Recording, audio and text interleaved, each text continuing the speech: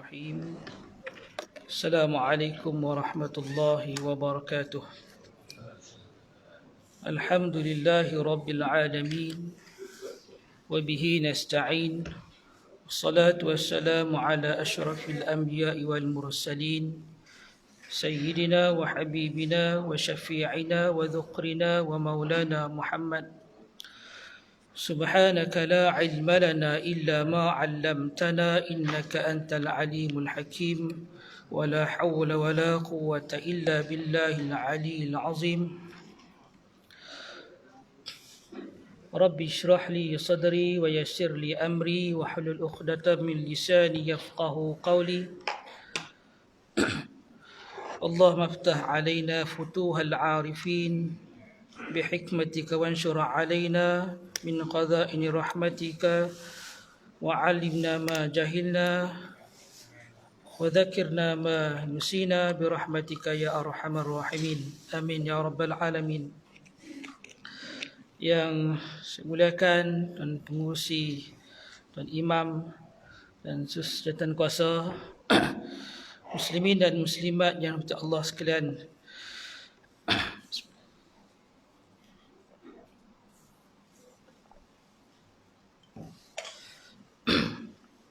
Alhamdulillah, kita panjatkan syukuran kepada Allah Subhanahu Wa Taala kerana dapat meneruskan lagi pengajian kita pada malam ni. Pada malam dah tak bangun tidur lagi.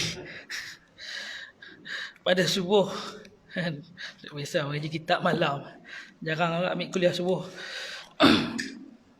Pagi yang penuh barakah ini, insya-Allah kita masih membincangkan dalam bab fiqh mazhab Syafi'i dalam kitab Fiqhul Manhaji jilid yang keempat, bab munakahat, bab nikah kahwin. Hari ini kita berada pada tajuk berkaitan dengan rukun nikah, arkanun nikah. Kita punya temko dah habis, tapi kulim kena tahan lagi noh. Kan, kulim kena tahan lagi. Jadi nak menikah pun dia ikut SOP lagi noh. Kan, dia kena pergi menikah di Pejabat Agama kot noh. Kan. Ada naib qadhi lah ni, tak ada. Nanti lepas habis tajuk ni boleh jadi naib qadhi. Boleh apply jadi naib qadhi nanti. Selesai pengajian kita ni, kitab kita ni, insya-Allah. Kan. Silap akhir bulan dia duduk tepi kan, duduk jadi wali, duduk tepi dia pula syarah kat Tok Qadi kan. Pernah ada kes macam tu kan. Tok wali pergi duduk syarah pula kat Tok Qadi. Taib. Qala musannif mu'alif rahimahullah wa nafa'ana bi'ulumihi fid dairin amin. Tajuk hari ini berkaitan dengan rukun nikah yang mana kita semua biasa duk rasa dah. Ada yang tak rasa lagi? Situasi ni. Kalau tak ada lagi nak minta duduk depan. Situasi duk kena genggam, pegang cekak dengan Pak Mentua dengan Tok Imam tu. Inilah situasi dia yang berlaku. Baik, muka surat 728. Rukun nikah mempunyai 5 rukun, iaitu yang pertama, tak gaduh habaq ni semua ingat ke lupa? Nak menikah pula orang ingatlah. Yang pertama sirah. Saya ikut pada rukun yang dibaca, yang disusun dalam kitab ni lah. Sirah ni bermaksud lafaz lah. Kan? Yang kedua suami. Yang kedua isteri. Isteri. Tak ada isteri nak nikah ke benar kan? Yang ketiga suami. Kena ada suami. Tak ada suami pun tak boleh jadi pernikahan tadi. Yang keempat wali. Dan yang kelima 2 orang saksi. Hafal belakang dah ni. Yang keenam. Ada 6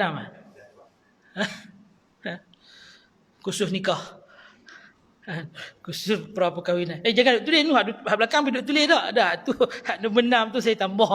Ada 5 saja. Hak nombor 6 tu memang dah nak menikah. Kena pergi khusus dulu. Kan? Kecuali nikah di Siam lah. Nikah di Siam tu tajuk lain. Kan? Baik. Rukun yang pertama yakni sirah. Sirah ialah lafaz ijab qabul. Sirah, lafaz ijab adalah daripada wali ataupun wakilnya. Dia berkata, aku nikahkan engkau, atau aku nikahkan engkau dengan anak perempuan aku. Tu. Lafaz qabul adalah daripada pengantin lelaki, seperti dia berkata, aku terima nikahnya, atau aku terima nikah anak perempuan engkau.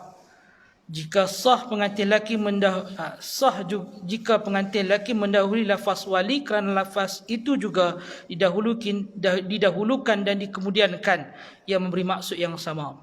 Baik. Apa dia nak cerita? Yang pertama, hak ni nak cerita lafaz ijab dan juga qabul. Ijab ni apa? Ijab offer. Tawaran lah. Kan? Aku menikahkan anakku dengan hang, atau offer. Kan? Qabul terima, accepted. Kan? Sebab tu dalam kontrak yang tu namanya kontrak. Kan? Kontrak ni bila kita ada satu penawaran, dia ada satu penerimaan, nama dia kontrak. Kan? Dia ada accepted dan juga ada offerer. Offerer dulu tak kisah mana-mana pun, yang penting dia ada persetujuan maksud yang sama. Sebab tu disebut kat sini, dia kata kalau pengantin lelaki, tiba-tiba pengantin lelaki dia buat kemahan, dia ketak punya pasal, aku terima nikah anak kau. Tak ada untuk wali kata apa lagi, dia kata aku terima anak puan nikah. Dia kata kat sini, aku terima nikah anak engkau. Wali pun terkejut, ni apa hal ni? Lepas tu wali pun tak nasib baik dia main mengaji. Dia pun tak mau bagi malu dia punya bakal menantu, dia kata aku nikahkan anakku dengan kau. Sah tak sah? Sah. Walaupun dia terbalik kot tu pun dikira sah. Dikira macam apa? Offer tu main kemudian diterima dulu. Tapi memang macam tu kadang-kadang kita pergi kedai pun, kan, kita tengok barang dulu. Kan? Kita tengok barang, kita macam berkenan nak beli. Tapi dia tak berlaku kontrak lagi. Kita masuk ke kedai, kita tanya dulu. Kan, tanya dulu barang ni berapa harga. Kemudian barulah tukang tu kedai kata sekian-sekian harga, ni aku nak jual kat hang. Kemudian kita terima. Aku terima, aku beli. Nampak? Dia berlaku juga macam tu. Sama juga macam nak berkahwin. Dia pergi tengok dulu, minang dulu, tanya dulu berapa harga, lepas tu baru dia jadi ijab dan qabul. Akad. Ya? Pengalaman, tuan-tuan. Pengalaman saya tengok orang kat nikah ni, kawan ofis lama di Putrajaya dulu. Agak-agak berapa lama, tuan-tuan, kalau pengalaman kan, duk tengok berapa kali orang kat nikah. Berapa kali lafaz. Kita nak tengok rekod dah. Paling lama 3 kali. Ada lah. Ada 3 kali lafaz. 4 kali. Dan Ustaz lu berapa kali? Jangan tanya lah. Kita sedah je sekali ya. Pengalaman saya tu 16 kali. 16 kali ni lafaz ni. Mula hak yang round yang pertama tu 2-3 kali tu hak yang bakal suami tu, menantu tu.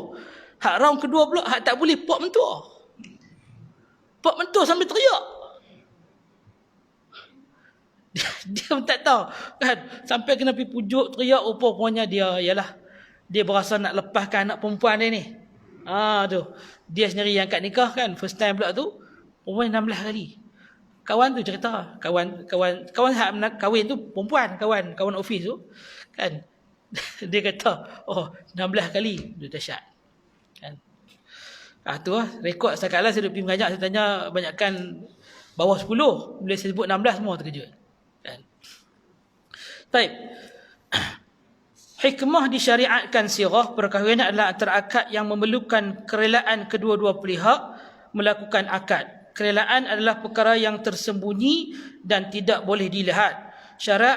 Syariat menganggap bahawa sirah iaitu ijab dan qabul adalah dalil zahir yang menunjukkan kerelaan kedua-dua belah pihak yang melakukan akad tersebut. Kan? Memang lafaz akad dia macam kita sebut tadilah, dia berbentuk kontrak dan kita pun tak boleh nak tahu apa yang ada dalam isi hati dia kecuali dengan lafaz ataupun dengan perkataan tadi. Itu menunjukkan kita punya lafaz. Syarat-syarat sirah.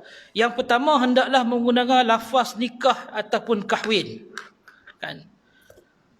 Sebagaimana yang disebut dalam ayat Al-Quran, fankihu ma tabalakum minan nisa'i mathna wa thulatha wa ruba'. Maka berkahwinlah dengan siapa yang kamu berkenan dari hati daripada perempuan-perempuan yang yatim, 2, 3 ataupun 4. Ini dalil apa? Dalil poligami yang kita bincang dulu tu. Kan? Dia guna perkataan apa? Fankihu, iaitu nikah. Perkataan Melayu ni memang banyak ambil daripada Arab, kan? Nikah, nikah tu asal perkataan Arab. Dan lafaz ini adalah satu lafaz penggunaan yang tepat yang digunakan dalam syarak kita kerana dia ambil daripada dalam Al-Quran. Baik. Kalau ikut pandangan mazhab lain, ada juga yang membenarkan, kan, mazhab Imam Muhammad dia guna juga perkataan lain. Tapi yang kita pegang hari ini, Syafi'i juga disebut juga dalam mazhab Hambali juga pegang dua perkataan ni, nikah dan juga kahwin. Nikah dan juga kahwin, dua perkataan tu.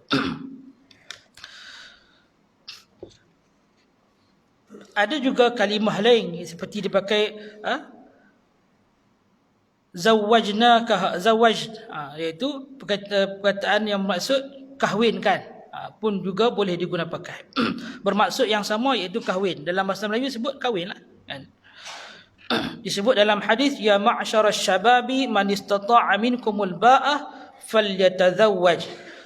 Wahai pemuda, wahai orang muda yang mana ada kemampuan, man istata'a minkumul ba'ah falyatazawwaj, hendaklah dia berkahwin. Nabi kata, kan, guna perkataan zawaj, kan, perkataan zawaj. Yang kedua, lafaz ijab qabul hendaklah disebut secara jelas dan terang. Sekiranya wali berkata, aku nikahkan engkau dengan anak perempuanku, dan pengantin lelaki menjawab, aku terima, maka akad tersebut belum berlaku. Sekiranya pengantin lelaki berkata kepada wali, kahwinkanlah aku dengan anak perempuanmu, lalu wali menjawab, aku terima, masa akad masih belum berlaku, maka akad masih berlaku. Ini kerana kedua-duanya tidak menggunakan lafaz nikah yang jelas dan terang. Kat sini dibincang bahawa kita sebut aku terima belum memadai. Belum memadai. Tapi setengah saya sebut tadi, setengah mazhab lain dia mungkin terima. Dia kata qabil tu, kan. Ini dalam mazhab kita, dia kata masih belum memadai kerana mungkin dia tak jelas, kan. Boleh maksud mendatangkan maksud yang lain, kan. Sama juga kalau pengantin lelaki yang mendahului wali, dia kata kahwinlah aku dengan anak perempuanmu, kemudian wali kata aku terima, maksudnya aku setujulah, pun tak boleh lagi diterima. Sebab tu tuan-tuan kalau jangan terkejut kalau Tok Qadhi duk minta ulang 2-3 kali bab lafaz ni, dan mungkin dia pegang dengan pandangan mazhab Syafi'i. Sebab memang naib-naib Qadhi kita dilatih dan berkaitan dengan mazhab Syafi'i, kerana mazhab Syafi'i yang disebut di dalam enakmen ataupun undang-undang kita. Seterusnya muka surat 730, akad nikah tanpa menggunakan bahasa Arab. Apa hukumnya? Kan? Tanpa guna bahasa Arab. Kan? Kita guna bahasa Melayu, lagi out. Kan? Boleh tak boleh? Hukumnya sah menggunakan bahasa asing, yakni bukan bahasa Arab, untuk akad nikah. Sekiranya ijab dan qabul menggunakan bahasa asing, sah akad nikahnya sekalipun wali dan pengantin mengetahui bahasa Arab. Ini kerana perkara yang diambil ialah makna yang sama. Kan? Maksudnya boleh. Kita guna bahasa Melayu boleh, kan? Aku terima nikahnya, kan? Yang penting perkataan yang tadi digunakan tadi, nikah tu boleh. Ada perkataan tu, kan? Dia tak boleh secara kinayah, kan? Tak boleh secara kinayah kita duk main kiasan-kiasan ni, kan? Tak boleh gunakan kiasan. Contoh kiasan apa? Kan? Aku halalkan anak perempuanku kepadamu. Kan? Contoh kiasan. Kiasan, kan? Memang maksud nikah tu sendiri pun dari sudut lugatan dia bermaksud ad-dham'u wa jam'u, dia menghimpunkan. Di syarak disebut bahawa suatu akad yang menghalalkan wat'i, persetubuhan tu. Maknanya bila berlaku saja akad nikah tadi ni, halal kemaluan isteri itu kepada si suami tadi. Makna boleh tidur sekali. Itu maksud kepada nikah. Dia hebatnya Islam ni, kita ada akad. Kan, hebatnya Islam. Sebab tu kalau nak membezakan pernikahan kita dengan pernikahan orang lain, dengan akad ni. Kita ada akad dan juga rukun ni. Kalau pernikahan lain kan, dia pakai duk semang ngongang-ngongang depan tu kan, lepas tu aku setuju tak setuju jadi ini, setuju kan, tapi dia tak ada lagi dia punya rukun-rukun yang mana macam mana kita bincangkan tu. Setengah tu dia pusing pula dengan api sebagainya tu, waktu kira jalan lah, jadi ya on selalu lah kan. Tapi sebab tu kalau kita tengok dalam perbincangan muamalat pun, yang nak melepaskan kita daripada riba kan, akad lah, dekat akad tu kan.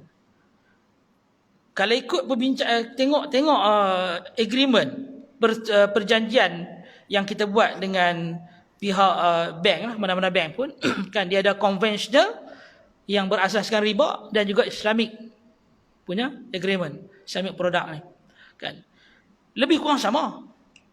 Ada perbincangan tu sama kan. Tapi beza kad Islamic ni dia akan cerita hak ni apa, jenis apa, mudharabah ke apakah kan, bayar jenis apa, dia akan cerita dalam tu. Jual beli tu kemudian dia ada akad dekat situ. Yang sini ada akad tak? Ada juga akad lebih kurang macam sign macam tu lah. Tapi yang akad yang mendetailkan rukun-rukun bayar jual beli tadi tu dicerita dalam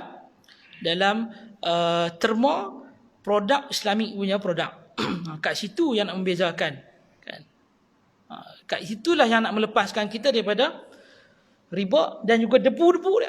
Tapi debu-debu dia, kata Nabi SAW, kita tak dapat elak pada hari ini. Debu-debu riba kena juga kan. Sebab tu bala hari ni pun barangkali mungkin dengan riba yang kita buat berleluasa kan, berleluasa riba yang berlaku hari ni, tak dapat nak elak. Susah tuan-tuan nak pindah ni, kita berat, dengan berat hati.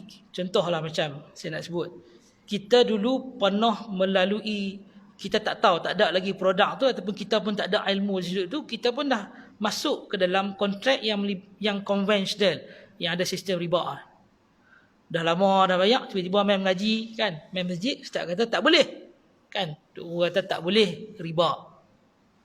Kita balik duk termenung, ni rumah ni ataupun kereta ni perjanjian konvensional ni nak buat macam mana kan. Kena pergi cari ya, kena pergi cari untuk buat refinance ke apa saja kaedah yang sesuai untuk nak lari kita daripada itulah mujahadah untuk kita berdepan, untuk kita berkorban untuk kembali kepada apa yang agama nak. Tapi orang komplain kat atas lebih kurang sama ustaz bayar, memang pun kan, bank tu pun dia nak hidup juga, dia ada proses dia, tapi yang ni lebih mengikut kita punya panduan agama. Itu nak abang kata dalam bab agama kita ni, akad tu satu benda yang hebat sehingga boleh menghalalkan orang yang bukan halal dengan kita kat situ. Jadi adakah boleh kinayah ni? Hukum dia tidak boleh, tidak sah kan. Ni aku kahwin, dia tak sebut kahwin, dia kata hang bolehlah tidur dengan anak aku macam tu. Kemudian dia kawan ni pun kata aku terima, aku setuju. Boleh tak boleh? Tak boleh kan. Ni hang bolehlah pergi pegang tangan anak aku, boleh. Itu kiasan. Sebab apa? Sebab sebelum ni tak boleh pegang, tak boleh bersentuhan. Bila buat kiasan macam tu, dia kata okey aku terima. Sah tak sah nikah macam tu? Tidak sah. Baik, seterusnya akad nikah menggunakan tulisan. Akad nikah yang tidak berlaku dengan menggunakan sama ada kedua-dua pihak yang melakukan akad dalam majlis ataupun tidak.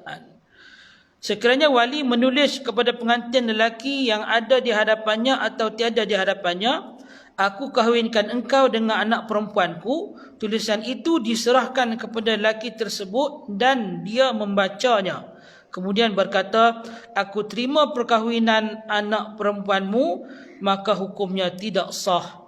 Ini kerana tulisan juga menyamai kiasan dan nikah secara kiasan adalah tidak sah. Nikah secara kiasan tidak sah. Yang tu. Maksudnya tulisan pun tak boleh. Tulisan.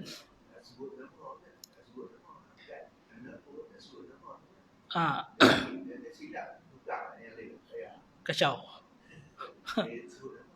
Dia kena sebut nama. Kalau anak dia seorang saja perempuan tak apa. Tapi mai 2 orang dia kena sebut lah. Kan? Dia kena sebut nama. Kan?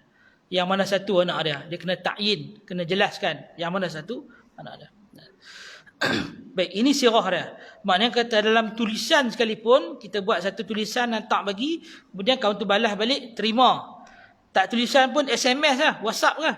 Tulis aku nikahkan anakku dengan engkau, kemudian hak tu balas balik. Ada blue ticks. Ada blue tick kat tu, nak terima, kemudian dihantar pula aku terima. Sah tak sah? Tak sah. Tapi kalau dalam bab perceraian, dalam bab talak, dia ada perbahasan yang lain. Masih boleh diterima dengan beberapa syarat-syarat tertentu. Itu dalam bab talak. Kalau dalam bab nikah tak boleh. Baik.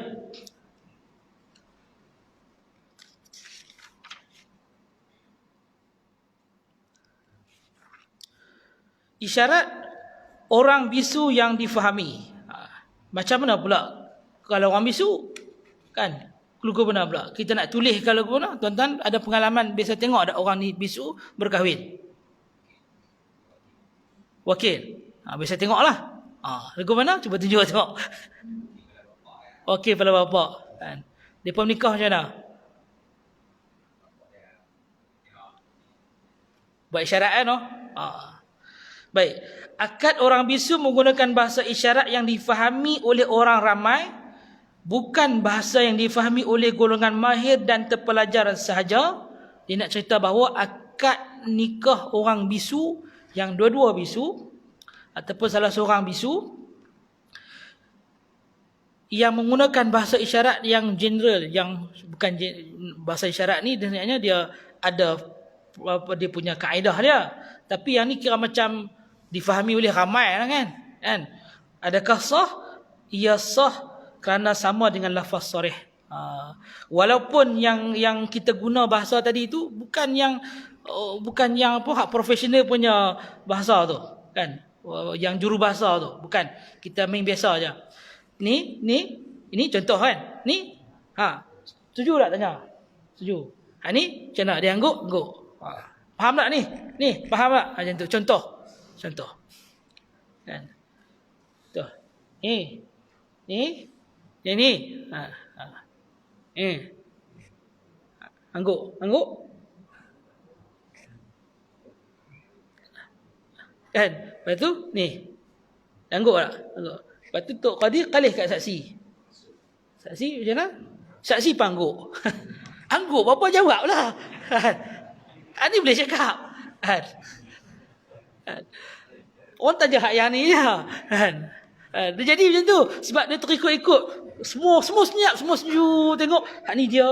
Hak ni guna duduk. Semua faham lah tu. Semua angguk ni. Kat angguk, lepas tu hak ni. Kemudian Tok Qadir kalih kat saksi. Dia tanya saksi macam tu. Saksi kata, Tok Qadir kata, hang jawablah. Aku dah dengar hang jawab. Hang boleh jawab. Dia tak jawab. Boleh tak boleh? Boleh. Saya tak biasalah. Pengalaman orang cerai bisu ada. Itu biasa. Bila demai tapi kita minta lah waktu permohonan dia, kita cakap kawan tu minta dia dapatkan juru ni. Tulis pun salah satu kaedah, tapi dalam bab perceraian lah, bukan bab menikah. Kan? Tapi kita minta sebab bila demai ke mahkamah kita boleh request jurubahasa. So demai dengan jurubahasa akan translate lah di antara kita dengan dia, kita perantara dia. Tapi kadang kita pun tak puas hati ke, bukan tak puas hati, kita nak menyedapkan hati, kita pun macam tu lah juga kan dia. Daripada macam ni, macam tu pula. Hak tadi ni macam tu. Kan? Kita kata macam ni, Dia bila macam ni, tak ada dia dah. Macam tu. Macam tu, dia angguk. Ni, angguk. Dia faham lah tu. Kan? Lepas tu saya tanya, dah terang kat mereka belum? Dia kata, dah terang dah sebelum ni. Okey. Itu nak abang kata, pernikahan untuk orang yang bisu juga dibolehkan. Ada satu nikah tu, saya tengok, hanya kedua pula lah, yang orang bisu ni. Had saksi pula jadi macam, saya tanya, macam mana Ustaz? Tanya Tok Qadi, sah tak sah? Lah sah lah. Berapa nak lama-lama? Sebab mereka rasa sat sangat. Dia tunjuk macam ni je, settle. Lepas tu dia kata, mereka pula tak yakin sah. Sah lah. Jangan nak pergi lama-lama kat mereka. Sakit mereka pening kan? Maknanya mereka faham. Dah mai pakai baju Melayu segak elok, pakai tudung elok apa semua kan. Paku sana sini sebagainya tu. Nak kahwin lah tu. Kan lebih belikan pula kot. Mai pula pejabat Tok Qadi kan. Nak kahwin lah tu. Kan? Ada mai ni alim pula kan? Tak ada. Dia faham lah tu maksud dia nak mai berkahwin. Baik. Yang seterusnya. Ijab dan qabul yang bersambung. Di antara syarat sirah ialah lafaz ijab daripada wali dan qabul daripada pengantin lelaki mestilah bersambung. Sekiranya wali berkata, aku nikahkan engkau dengan anak perempuanku, lalu lelaki itu senyap dalam satu jangka masa yang lama, kemudian selepas itu barulah dia menjawab, aku terima akan nikahnya, maka akad tersebut tidak sah kerana wujud pemisahan di antara waktu ijab dan juga qabul. Tak boleh lama-lama. Aku nikahkan engkau dengan anak perempuanku. Sekali yang tu termenung fikir. Nak terima, tak terima. Nak terima, tak terima. Tak jawab-jawab. Kan? Cancel. Tak jadi. Tok Qadi kata, mula lain. Semula. Semula. Kan? Tak jadi. Kan? Kenapa? Kerana ia kemungkinan wali menarik balik akad yang telah dilafazkan dalam jangka masa tersebut adalah perkara yang mungkin berlaku. Kan? Barangkali mungkin bila Tok Wali tengok, nantu ni nak terima ke tak terima, duk termenung kan. Dia tak mau kan. Lepas tu wali tarik balik. Kan? Wali tarik balik hasrat nak kahwinkan anak tadi tu. Boleh juga berlaku macam tu. Kan? Sebab tu kena ulang semula untuk tidak ada apa yang mualat kat situ. Supaya ada tidak terpisah mualat kat situ. Sekiranya senyap adalah sekejap seperti bernafas atau bersin, tidaklah ia mencacatkan kesahihan akad. Tiba-tiba dia bersin, amboi bersin pun nak kira kan, bagilah kan, kira on lah, boleh lah. Ataupun dia ambil nafas, dia takut kan, berdebak nak terima tu kan. Kemudian dia lafaz, yang tu masih dibolehkan. Baik. Setengah pandangan, ini kan dalam mazhab lain lah kan. Di sudut Hanafi dan juga Hanbali, dia kata boleh, tapi dalam akad yang sama, dalam majlis yang sama. Kan? Dia dalam majlis tu kan, tapi dalam dia tidak diselang-seli dengan perkataan yang luar daripada benda yang majlis tu.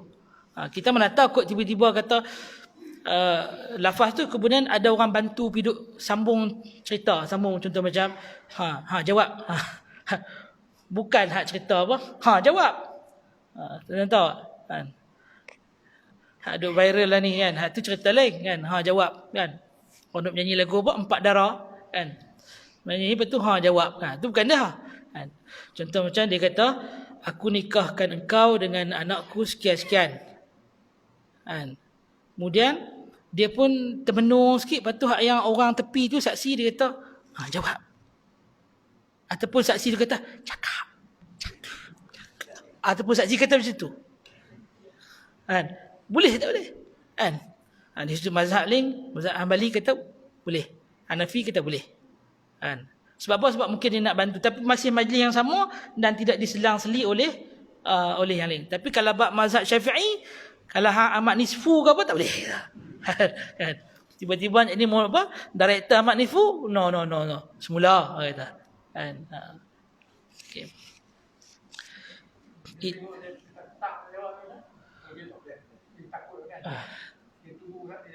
Tunggu saya jawab. Tapi jangan lama sangat lah.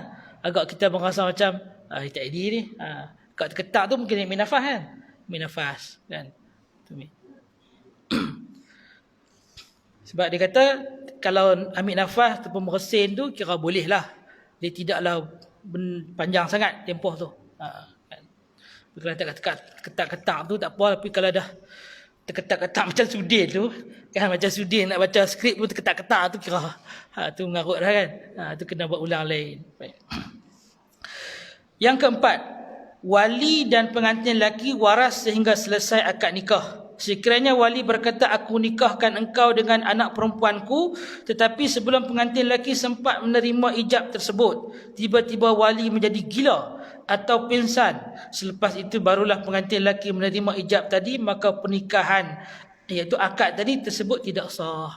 Kan? Tu dia lah lama sangat. Lain kali sambut terus. Bila wali bagi tu sambut terus. Ni duduk tunggu. Sekali wali pun dia naik isim dia kan. Mai pula tu tengah bulan punya akad nikah. Kan jahanam. Kan. Tiba-tiba elok lepas akad nikah, aku nikahkan kau dengan anakku sekian-sekian. Lepas tu duduk tak jawab-jawab. Dia kata duduk sat lagi wali tanya. Kita ni kat mana? Ni duduk apa ni? Awak pun main masjid duduk apa ni? Awak ramai-ramai ni? Habis. Punggah. Yang mak sebelah pak hang jadi dah. Pak hang jadi dah. Hang pergi tepuk Ustaz. Pak hang jadi dah tu, pergi tepuk Ustaz. Mai anak ada biasa mai tepuk pum sekali. Awak tak jawab lagi. Tiba-tiba dia sedar balik, dia tanya, awak hang tak jawab lagi. Yang tu cancel lafaz yang tadi tu. Buat balik. Dan kena buat balik. Begitu juga sekiranya pengantin lelaki berkata kepada wali, kahwinkanlah aku dengan anak perempuanku, kemudian dia pingsan sebelum wali berkata, aku kahwinkan kamu. Hak ni yang kata terbalik tadi ni. Tiba-tiba hak pengantin tu pula kan pingsan kan. Dia terkejut sangat kan. Lepas tu yang ni pun tidak dikira kabul lagi kan. Hukum tidak sah dalam masalah di atas adalah kerana salah seorang daripada keduanya belah pihak telah hilang keahlian untuk mengakad nikah sebelum selesainya akad. Kalau pengantin lelaki nak sambut pun, sebelum dia sambut tu dia pingsan sat, kemudian dia celak-celak dia terima. Pun tak kira. Kan, tak kira. Tak, saya bukan pingsan, saya nak ingatkan balik apa benda yang berlaku kan. Lepas tu saya terima. Tak. Yang tu bukan kata tak boleh menikah, boleh menikah, cuma lafaz balik itu je. Kan akad nikah semula, akad balik lafaz tu. Seterusnya, sirah menunjukkan akad berlaku ketika itu juga tidak sah kita mengingatkan sirah pada masa depan atau meletakkan syarat tertentu. Contohnya, wali berkata, sekiranya datang bulan Ramadan, aku nikahkan engkau dengan anak perempuanku. Laki itu menjawab, aku terima nikahnya. Aku terima nikahnya itu. Ni Ahmad, aku nikahkan hang dengan anakku sekian-sekian bulan depan. Bulan depan. Kan dia pun aku terima.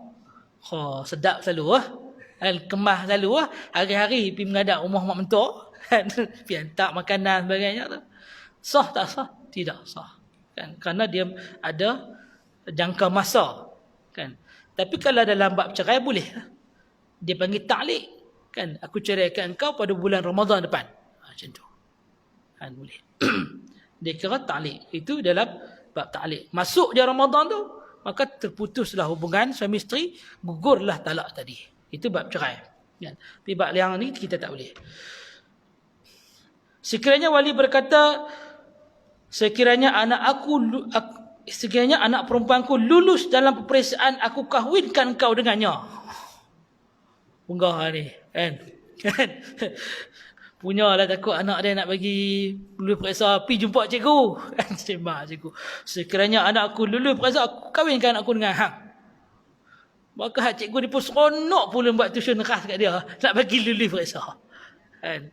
Boleh tak boleh? Tak boleh kan. Kenapa? Dia tak berlaku pada masa yang sama, tidak sah kerana dia ada masa.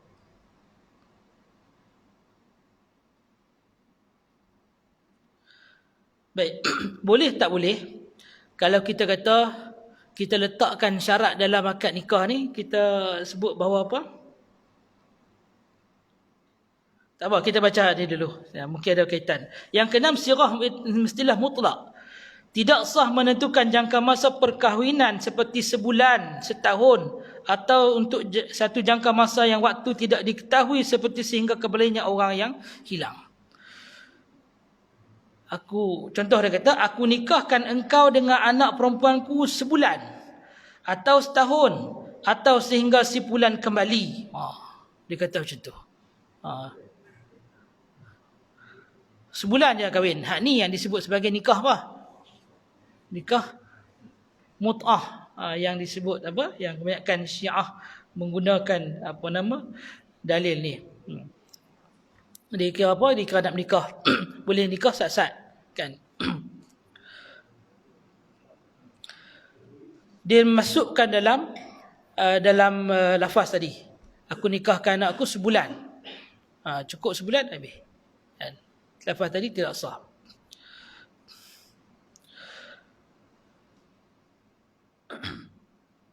Maka pernikahan tersebut tidak sah kerana nikah mut'ah telah diharamkan. Ini berdasarkan hadis Nabi SAW. Wahai manusia, sungguhnya aku sebelum ini telah mengizinkan kamu bernikah mut'ah. Sungguhnya hari ini Allah telah mengharamkannya sehingga hari kiamat. Siapa yang punya perempuan seperti itu, hendaklah dia menceraikannya. Janganlah kamu mengambil sedikit pun daripada apa yang kamu telah berikan kepadanya. Dulu pensyariatan kita memang ada dalam bab mut'ah ni, dibolehkan. Kemudian bila turunnya ayat berkaitan dengan mut'ah diharamkan, maka Nabi SAW beritahu bahawa ia diharamkan sehingga hari kiamat. Jadi apa yang diamalkan oleh penganut-penganut Syiah, boleh tak boleh? Confirm tak boleh. Kan? Haram, kan? Membuat benda yang tidak dihalalkan. Kita dalam bab ni kita kritik tindakan dia. Tindakan dia mengharamkan benda yang dah Nabi sebut tak boleh. Kan? Kita taklah berlebihan mengharamkan perkahwinan tu, kan? Perkahwinan tu sendiri, kan? Perkahwinan mut'ah tu. Sebab mut'ah tu dulu pernah berlaku juga, kita kritik. Dan hari ni kita dah ada hukum syarak tidak membenarkan, ia tidak dibenarkan. Hukum mut'ah. Dalam syarat juga, boleh tak kita letak syarat bahawa disebut ini sebagai nikah syirar. Dia kata apa kat sini? Aku nikahkan engkau dengan anak perempuanku dengan syarat engkau menikahkan aku dengan anak perempuan engkau, dan kehormatan mereka menjadi mas kahwin di antara satu sama lain. Dia bagi syarat macam tu pula. Dan aku nikahkan anakku dengan engkau dengan syarat engkau nikahkan anak kau dengan aku. Macam tu pula. Betul. Boleh tak boleh? Tak boleh. Sebab dia tak syarat ni, kan. Yang ni nikah syirar ni memang dia sebut secara khusus lafaz yang macam tu. Maksudnya dia kata nikahkan dengan aku dengan anak perempuan kau, dan kehormatan mereka. Aku nikahkan engkau dengan anak perempuanku dengan syarat engkau nikahkan aku dengan anak perempuan kau. Macam tu. Tak boleh. Sebut macam ni, sebab apa kitab-kitab kita sebut macam ni? Sebab pernah berlaku dulu. Kan? Zaman jahilah dulu pernah berlaku. Nikah syirar tidak sah kerana perkahwinan tersebut bergantung kepada syarat yang disebutkan dalam akad nikah. Menggantung syarat dengan syarat boleh merosakkan akad sebagaimana disebutkan oleh baginda Nabi SAW dalam bab nikah syirar ini. Nabi SAW melarang melakukan nikah syirar. Maksud nikah syirar ialah seorang wali mengahwinkan anak perempuannya dengan syarat pengantin lelaki mengahwinkannya dengan anak perempuannya serta tidak ada di antara kedua-duanya mas kahwin.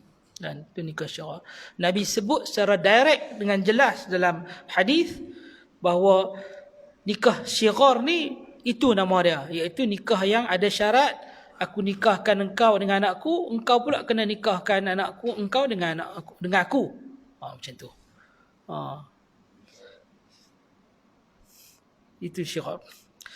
Boleh tak kalau dalam akad nikah ni kita letak syarat? Nikah boleh nikah tapi dengan syarat tak boleh poligami. Aku nikahkan dikau dengan anakku sekian-sekian dengan syarat tidak boleh berpoligami, tak boleh kahwin lain. Perbahasan dia panjang dalam bab ni. Ada yang mengatakan bahawa nikah tadi sah, syarat tadi batal. Ada yang mengatakan bahawa syarat nikah dan juga syarat batal sah. Itu beberapa pandangan dalam mazhab, kan. Sebab apa? Sebab dia tidaklah mencacatkan konten akad nikah tu. Adanya rukun-rukun tadi lengkap, cuma dia tambah masuk syarat. Dan syarat tadi pula bukanlah syarat yang berbentuk syirar tadi. Syirar ni bukan berbentuk yang macam ni. Dia syarat dia tambah benda baru sikit, iaitu tak boleh berpoligami, kan. Macam tu, kan. Maknanya kata ada yang pandangan mengatakan bahawa boleh terima nikah yang macam tu, kan. Ada pandangan mengatakan bahawa akad nikah sah, syarat batal, kan. Macam tu. Tuan-tuan nak terima yang mana? Kan? Sebab kalau kita nak menafikan poligami, itu hak, kan. Kemudian kalau kita nak membatalkan lafaz tadi, sirah rukun nikah tadi, rukun nikah cukup. Itu pandangan. Tapi nasihat kita dalam bab ni tak perlulah tambah-tambah. Dalam bab akad nikah ni, clear cut, clear yang macam mana ada sudah, kan. Tak perlu tambah-tambah. Bila tambah ni dia jadi tujuan lain yang perkahwinan tadi. Perkahwinan tadi apa? Perkahwinan tadi adakah dia tidak percaya kepada bakal suami tu? Macam mana nak hidup sekali? Kan? Perkahwinan tadi apa? Kalau tambah macam tu, adakah dia tidak yakin dengan hukum yang Allah Ta'ala membenarkan poligami? Kan? Dia jadi perbahasan yang panjang. Lepas tu nasihat kita ialah clearkan senang, clear semua tu, tak perlu kita tambah-tambah lagi berkaitan dengan bab lafaz ataupun sirah akad nikah ni, kerana ia sudah jelas. Baik, akhir yang seterusnya selesai bab lafaz ijab dan qabul ni, sirah. Kemudian yang kedua, rukun nikah yang berkaitan dengan perempuan yang akan berkahwin, kemudian lelaki yang akan berkahwin. Baik. Mudah saja kita nak faham yang tadi sebab kita dah bincang dah daripada tajuk yang awal dulu, perempuan-perempuan yang haram dikahwini. Kemudian kita juga bincang laki-laki yang haram dikahwini dalam keadaan-keadaan tertentu. Jadi kalau mereka ni keluar daripada syarat-syarat tu, maka dia adalah orang yang boleh berkahwin dan cukup rukun syarat. Jadi kita selesai. Maksudnya yang pertama, tidak ada halangan-halangan. Kalau perempuan ni nak berkahwin, juga lelaki kalau nak berkahwin, tidak ada halangan. Kemudian yang kedua, jika wali tu pula, macam soalan tadi tu, wali tu dia menentukan siapa nama pengantin tu. Sebab tu kena sebut nama tu, kan. Kalau dia anak dia seorang saja tak apa, anak perempuan tu, kan. Tapi kalau anak dia 2 orang, dia kena beritahu anak dia yang mana. Silap orang naya, menangis hak seorang lagi, kan. Kena pula kembang, habis, kan. Boleh jadi muslihat. Betul, kan. Itu yang kita jumpa dulu tu dalam waktu akad nikah nama lain, dalam surat nikah nama lain. Pernah jadi, memang ada kes. Ada kes macam tu. Lepas tu kena perbaharui balik nikah tu, kan. Dia kena panggil habis saksi habis, Tok Wali semua, Tok Qadi akad nikah tu ada dalam surat nikah tu, panggil balik mai. Nak cerita balik apa yang berlaku dalam majlis tu. Siapa ni? Normah ke? Apa? New normal ke?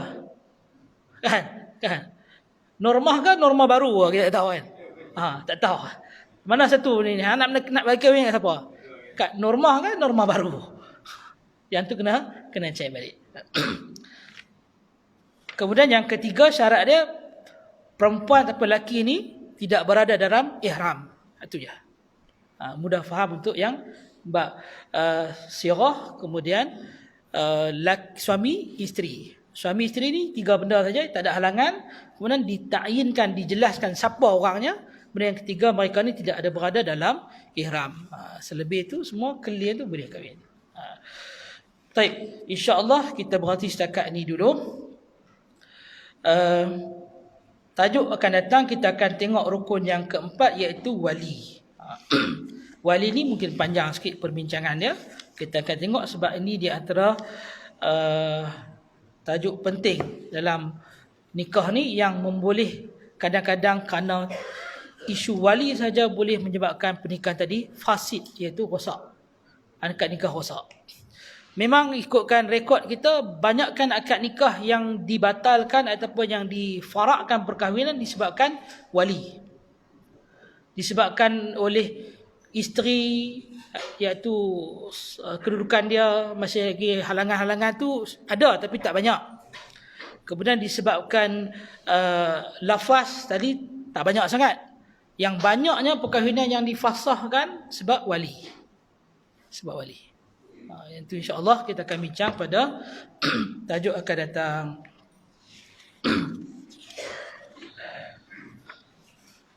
Semua lepas ni tuan-tuan saya nak minta bincangan Tuan Imam tadi, insya-Allah nak buat tahlil sikit. Lepas ni insya-Allah lepas ni kalau tuan-tuan berkelapangan insya-Allah. Wa sallallahu ala sayyidina Muhammad wa ala alihi wa sahbihi wa baraka wa sallam. Bismillahirrahmanirrahim. Alhamdulillahirabbil alamin. Wassalatu wassalamu ala asyrafil anbiya'i mursalin wa ala alihi wa sahbihi ajma'in. Allahumma jam'ana hadza jam'an marhuma wa tafarraqna min ba'dihi tafarraqan ma'suma. Wa sallallahu ala sayyidina Muhammad walhamdulillahirabbil alamin wa barakallahu fikum. Wassalamu alaikum warahmatullahi wabarakatuh.